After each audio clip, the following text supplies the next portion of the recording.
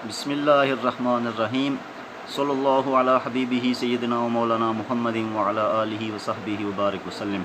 السلام علیکم ورحمۃ اللہ وبرکاتہ۔ دوستو، امید ہے آپ سب خیریت سے ہوں گے۔ قربانی کی آمد ہے اور عید قربان والے دن بہت سارے لوگ جو ہیں وہ جانوروں کو اپنے ہاتھوں سے ذبح کرتے ہیں، قربانی کرتے ہیں، لیکن اکثر لوگوں کو جو قربانی کے مسائل ہیں وہ پتہ نہیں ہوتے۔ تو آئیے آپ کو یہ ویڈیو ضرور دیکھیں تاکہ آپ کو پتہ چلے کہ قربانی کرنے کی شرائط کیا ہیں اور اس کی سنتیں کیا ہیں اور اس کے مکروہات کیا ہیں۔ تو آئیے شروع کرتے ہیں۔ سب سے پہلے چینل کو سبسکرائب کر لیں اور بیل آئیکن کو دبا دیں۔ تو دوستو، قربانی جو ہے اس کے لیے سب سے پہلی جو چیز ضروری ہے کہ قربانی کرنے والے کا عاقل اور بالغ ہونا ضروری ہے، اور دوسرا ذبح کرنے والے کا مسلمان ہونا ضروری ہے، اور تیسرا ذبح کرتے وقت تسمیہ یعنی بسم اللہ یا بسم اللہ اللہ اکبر یا بسم اللہ واللہ اکبر یہ پڑھنا ضروری ہے۔ لیکن اگر کوئی شخص بھول گیا تسمیہ پڑھنا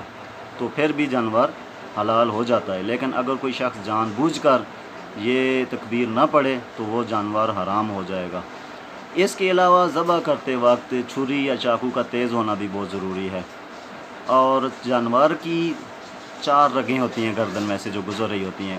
ان چاروں کا کٹنا ضروری ہے۔ تو سب سے پہلے جب چھری چلاتے ہیں تو سب سے پہلے چمڑی کے بعد پہلی جو رگ آتی ہے وہ خوراک کی نالی ہوتی ہے،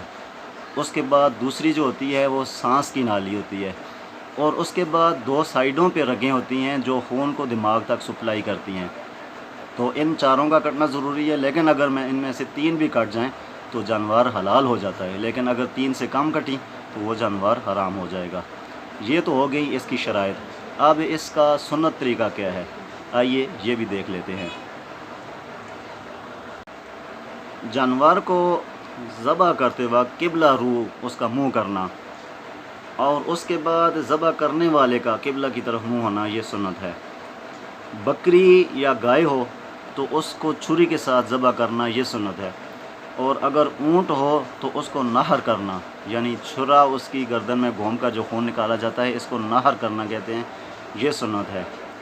اس کے علاوہ چھری کے ساتھ ذبح کرنا یہ سنت ہے، اور جانور کو لٹانے سے پہلے چھری کا تیز کر لینا یہ بھی سنت ہے، اور اس کے علاوہ حلق کی طرف سے ذبح کرنا یہ سنت ہے۔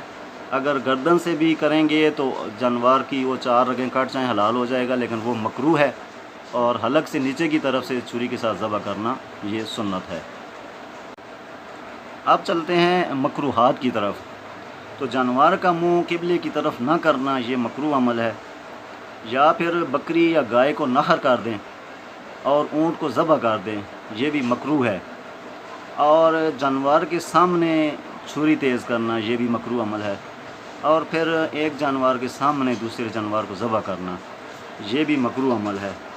اور پھر اگر چھری یا تیز دھار آلے کے بجائے ناخن یا دانتوں کے ساتھ اگر ذبح کریں تو یہ بھی مکروہ عمل ہے، اور خون کی دونوں رگوں میں سے ایک کو کاٹنا اور ایک کو چھوڑ دینا یہ بھی مکروہ عمل ہے۔ اور دوستو، ذبح کے بعد جانور کو ٹھنڈا یعنی بے حرکت ہونے سے پہلے اس کی کھال اتارنا شروع کر دینا یہ بھی مکروہ ہے۔ جانور کو اچھی طرح ٹھنڈا یعنی ساکن ہونے دیں، جب اس کی حرکت ختم ہو جائے بے مکمل طور پہ تو اس کے بعد اس کی چمڑی یا کھال اتار سکتے ہیں۔ اس کے علاوہ ٹھنڈا ہونے سے پہلے جانور کا سر الگ کر دینا، یعنی ابھی اس کی حرکت ختم نہیں، ذبح کیا ہے وہ ابھی پھڑپھڑا ہی رہا ہے تو اس کا جو گردن ہے اس کو سر سے الگ کر دینا یہ بھی مکروہ عمل ہے، ایسے نہیں کرنا چاہیے۔ اور اس کے علاوہ جب چھری چلاتے ہیں تو یہ 4 رگیں کٹنے کے علاوہ ایک نیچے حرام مغز ہوتا ہے، وہاں تک چھری چلانا، اکثر لوگ جو ہے وہ چھرا گھوم کر اس حرام مغز کی جو ہوتی ہے رگ اس کو کاٹتے ہیں تاکہ جانور جلدی ٹھنڈا ہو جائے، یہ جو اس سے جانور کو تکلیف بھی ہوتی ہے،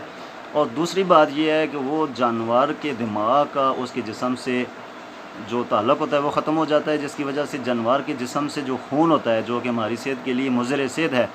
وہ نکلنا بند ہو جاتا ہے۔ اس لیے اس حرام مغز والی جو رگ ہے اس کو نہیں کاٹنا چاہیے تاکہ وہ جانور کے دماغ کا اس کے جسم سے تعلق قائم رہے، تاکہ اس وجہ سے وہ پھر اس کا ریفلیکٹ ایکشن ہوتا ہے باڈی پہ، جس کی وجہ سے وہ پھڑپھڑاتا ہے اور اس کے جسم کا جو خون ہے رگوں میں سے وہ سارا باہر نکل جاتا ہے۔ تو یہ تھے کچھ طریقے قربانی کرنے کے، تو